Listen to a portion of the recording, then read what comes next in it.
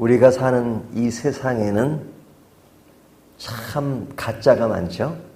가짜. 옛날에는 이 꿀을 살 때 항상 확인하는 것이 있었습니다. 이거 진짜 꿀인가 가짜 꿀인가.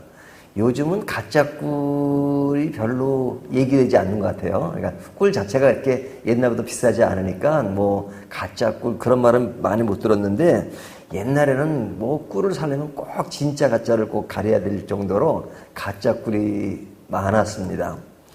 그 가수 조영남 씨가 농담으로 이렇게 하는 얘기가 있는데, 자기 어머니가 교회 권사님이래요. 그때 꿀을 만드셨대요. 꿀을 만드는데 가짜 꿀을 만드실 때 늘 가짜 꿀을 만들면서 찬송을 불렀대. 내 주를 각하면서 이렇게 자기 어머니 얘기를 그렇게 꼭 이게 자기 어머니 꼭 권사님이래요.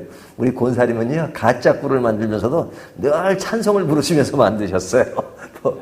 그런 이야기를 우스갯소리로 하더라고요.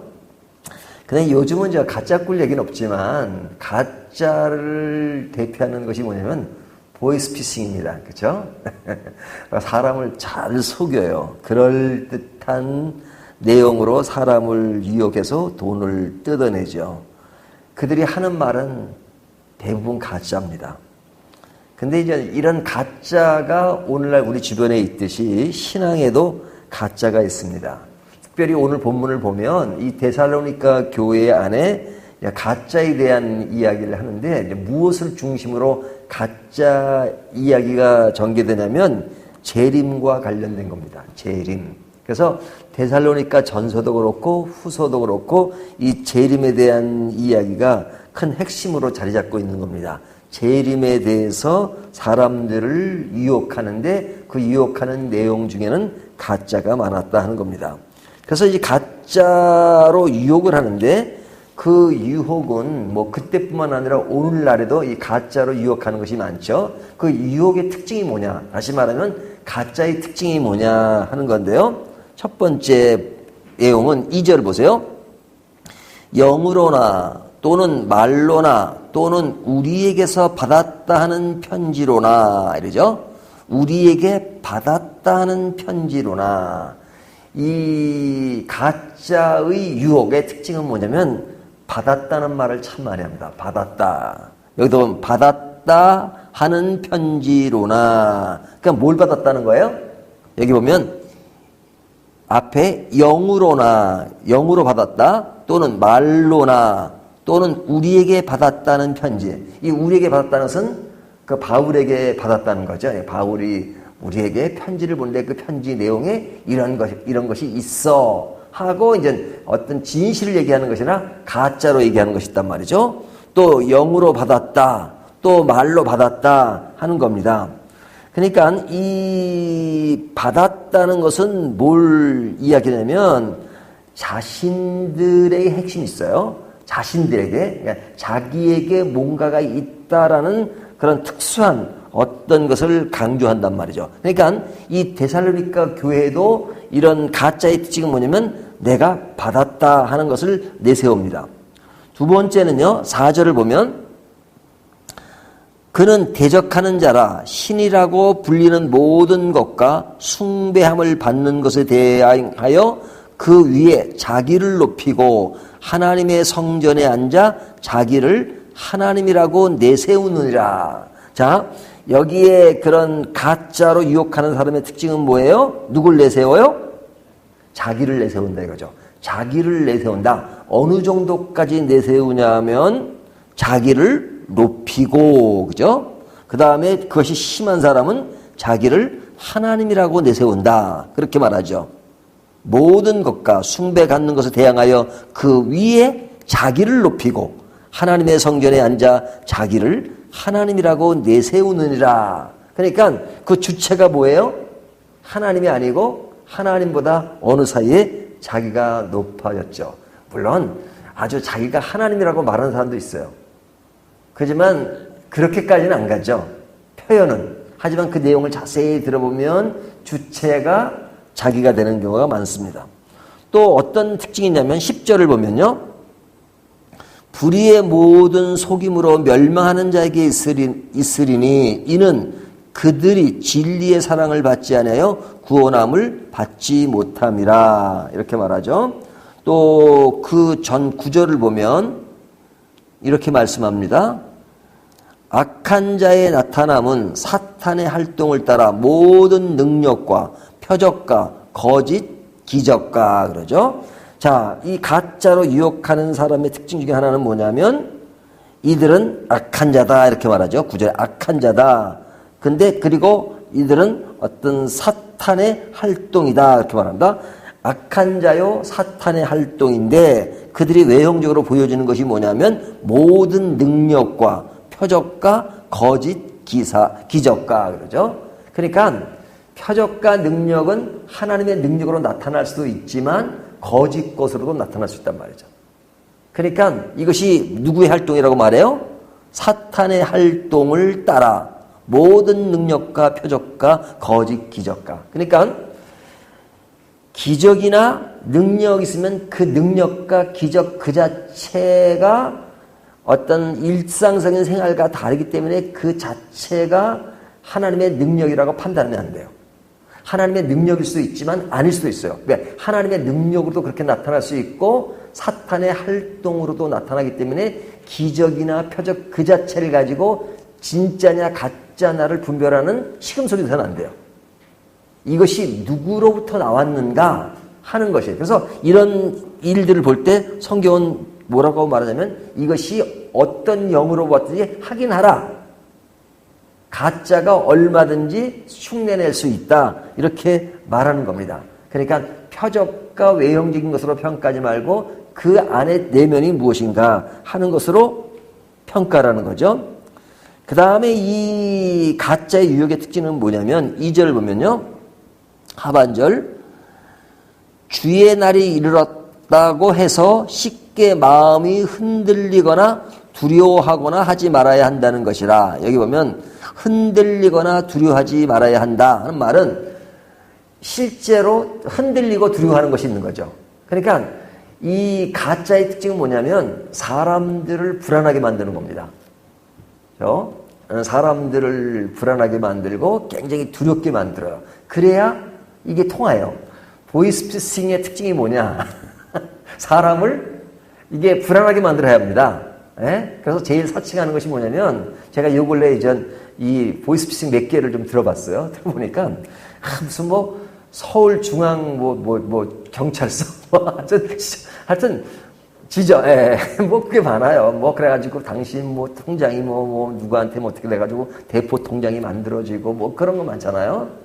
그러니까 그 사람으로 하여금 불안하게 만들어요. 그냥 불안하고 뭐 자기의 어떤 손실되는 것이 있으면 사람을 이렇게 혼미하게 만든 상황에 그럴 때 그냥 사기를 딱 치는 거죠. 그것처럼 이 가짜일수록 사람을 흔들리고 두렵게 한다. 이렇게 말하죠. 그러니까 이 데살로니가 교회에서 사람을 흔들리게 만들고 두렵게 만드는 게 뭐였냐면 이미 재림이 이루어졌다고 말한 거예요. 이 전서와 후서의 차이점은 뭐냐면 전서는 재림에 대한 그 자체를 얘기하는데 후서에 와서는 그 사람들에게 말하면 재림은 이미 이루어졌다. 그러니까 너희는 재림에서 지금 이탈됐다 이렇게 말하는 겁니다. 그러니까 재림에서 이탈됐다는 말을 들으니까 우리는 이미 물 건너갔다라는 이야기를 통해서 사람을 불안하게 만들어요. 제가 이제 상담학을 공부했는데 이 상담학에 보면 이런 것이 있습니다. 이렇게 상담 치료라는 것이 있어요. 근데 그 치료라는 것들이 좋은 점도 있지만 제가 그릇된 것들을 하나 발견한 게 뭐냐면 사람들을 다 정신병자로 만들어요. 예? 아니 멀쩡한 사람도 일단 정신병자로 만들어 놓고 뭘 시작해요. 근데 그것이 지나친 사람들에게 나타나는 현상들이죠. 그러니까 이 상담하겠다는 사람들 뭐 치료한다. 특히 치료자분들 때 조심해야 될 게 무슨 치료, 예? 뭐 미술 치료, 무슨 뭐 음악 치료 이런 게 좋은 아주 그것들이 많이 나왔어요. 하는데 공부를 해보니까 이것이 아주 그냥 깊이 빠진 사람들, 그릇되게 깊이 빠진 사람들은 그냥 그거를 절대화시키고 사람을 불안하게 만들어요. 당신은 보니까 이런 문제가 있어. 완전히 사람을 정신병자로 만들어요. 그 미술 치료 같은 거 보면요. 이제 이렇게 글씨를 쓰거나 뭘 하잖아요. 그럼 그것을 보고 이제 사람의 심리를 파악해요. 근데 그것이 절대적이지 않아요. 참고사항이에요. 근데 이제 저도 배운 게 써보면 이렇게 어떨 때는 저도 모르게 이렇게 판단이 돼요. 예를 들면은 이제 글씨를 쓰면 이제 뭐 누가 이제 글을 써달라 그러잖아요. 그러면 이제 글씨를 보면 글씨체를 보면은 저 같은 경우는 좀 힘을 줘서 씁니다. 예? 힘을 줘요. 그러니까 글씨가 좀 이렇게 좀 진해요, 진해. 예?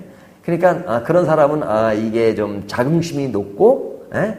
그다음에 이제 뭔가 좀 더 확실한 그런 거를 표현한다 그래요. 이제 미술 치료에서. 근데 저희 집 사람을 보면 아직 글씨가 그냥 아주 누르지 않고 힘이 없어요. 이렇게 힘이 없이 이렇게 누르질 않아. 그러니까 아마 잉크는 많이 안 달 거예요. 근데 속은 어떻게 하면 그 당시 배우는 걸로 하면 자꾸 생각해요. 이렇게 힘을 안 눌러 쓰는 사람은 자긍심이 낮은 건데 라는 생각이 든단 말이죠. 근데 반드시 그런 건 아닌데 어느 사이에 그런 것이 자꾸 이렇게 제 뇌를 흔들린단 말이죠. 절대적인 것이 아닌데. 예? 글씨를 조금 하얗게 쓰면 그것도 또 자긍심이 낮아요. 큼직하게 쓰는 사람들은 뭐 그런 그 법칙이 있어요. 근데 그 법칙이 누가 만든 거예요? 통계학에 의해서 만든 거지 그것이 절대적인 것은 아니라 참고는 될 수 있죠. 근데 그런 것을 통해서 사람들에게 자꾸 불안을 조성해요. 당신은 자긍심이 낮아. 당신은 뭐가 없대. 이런 것이 이렇게 돼. 그래서 어떻게 하라는 얘기예요? 내 상담을 받아라. 뭐 그렇게 갈 수 있단 말이죠. 그래서 치료하는 그것처럼 이 신앙적인 것도 자꾸만 사람은 당신은 이게 잘못되고 저게 잘못되고 이게 문제야 해서 그 당시 데살로니가 교회는 자꾸 재림을 통해서 재림은 이미 지나갔어. 근데 그동안 뭐 한 거야? 이미 사람들은 휴거해가지고 지금 저기 하늘로 올라갔는데 당신이 지금 낙오해가지고 있잖아. 이렇게 불안을 조성했단 말이죠. 그래서 그와 같은 것에 대해서 지금 무엇이 유혹이다 하는 것을 말씀하면서 그 유혹을, 가짜를 분별하는 방법에 대한 이야기를 지금 이야기하는 겁니다. 자, 그 이야기가 뭐냐. 지금 얘기했던 걸 다시 한번 그 분별하는 방법으로 이해하면 됩니다. 2절을 다시 보면요. 거기 보면 영으로나 또는 말로나 또는 우리에게 받았다는 편지로나 그러죠. 자, 그러니까 이 받았다고 하는 것에 조심해야 합니다. 왜 받았다는 것을 조심했냐? 받았다라고 하는 것보다 더 중요한 건 뭐예요? 그것을 측정하는 가장 핵심적인 기준이 뭡니까? 하나님의 말씀이죠. 하나님의 말씀. 그러니까 하나님의 말씀으로 다시 한번 평가를 해요. 누가 뭘 받았다 그러면 받았다고 하는데 그것이 하나님의 말씀과 이탈되는 것. 그런 것은 조심해야 된다 이거죠. 두 번째는 하나님보다 자신을 높이는 것. 4절 아까 봤죠? 하나님보다 자신을 높이는 것. 이것도 조심해야 될 부분입니다. 그 다음에 또 하나는 9절을 보면요. 악한 자의 나타남은 그러죠?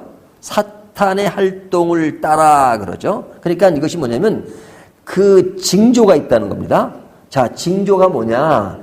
가짜가 있고 진짜가 있는데 진짜라는 것은 그냥 이게 모르고 그냥 자기도 모르는 사이에 살짝 왔다 가는 게 아니에요.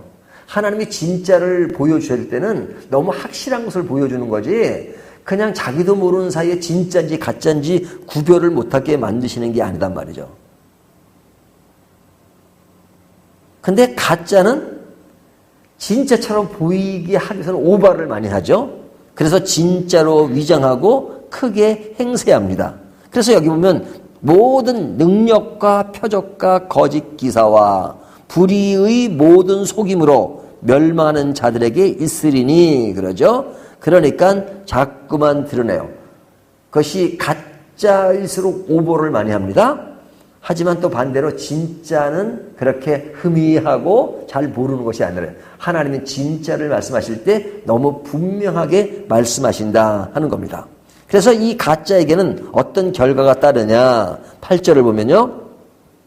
이렇게 말씀하겠죠. 그때 불법한 자가 나타나리니 주 예수께서 그의 입의 기운으로 그를 죽이시고 강림하여 나타내심으로 패하시리라. 강림할 때 그것은 심판할 것이고 그들은 죽을 것이다. 이렇게 말씀하죠. 그들의 결과에 심판이 있다는 것을 말씀합니다. 10절을 보면 이렇게 말씀하시죠.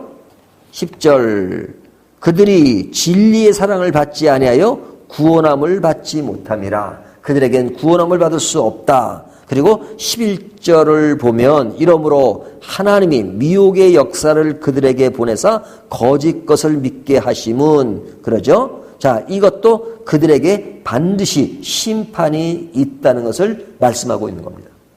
자, 이것이 옛날이나 지금이나 똑같이 오늘날 우리 주변에도 신앙에 가짜가 많다는 것을 보여주고 그런 것을 어떻게 분별해야 되는가 하는 것을 말씀해 주는 겁니다. 그러면서 우리의 자세가 어때야 되느냐. 2절로 다시 가면요.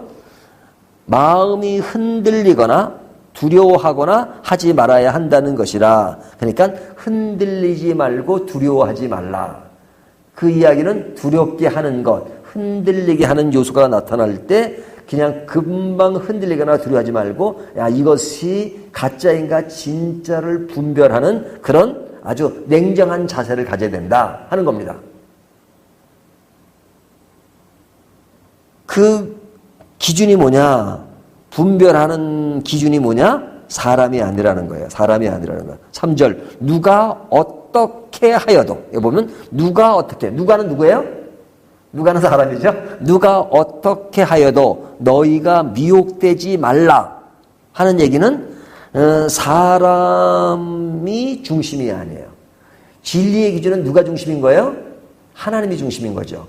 하나님으로부터 나온 것이고 예수님으로부터 나온 것이고 성령으로부터 나온 것입니다. 그러니까 이것이 하나님의 능력으로 나온 것인가?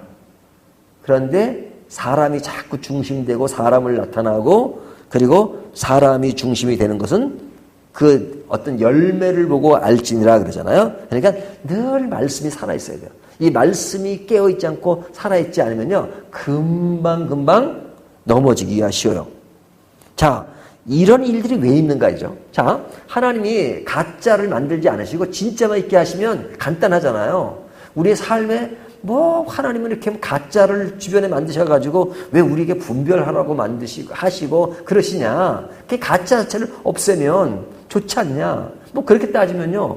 아니, 주님 빨리 오셔가지고 지금 이런 세상의 불공평과 이런 거 그냥 없게 하시고 그냥 바로 천국으로 만드시면 되지. 이런 얘기랑 똑같은 거죠. 이 세상에 사는 동안에는 그릇된 것이 너무 많아요. 또 진짜를 찾기가 그렇게 쉽지 않아요, 사실은. 왜? 너무 가짜가 많아서. 가짜가 왜 많은가? 그래서 이렇게 말씀합니다. 12절 보면 진리를 믿지 않고 불의를 좋아하는 모든 자들로 하여금 심판을 받게 하려 하심이라. 자, 이 가짜는 뭘 만드는 거예요?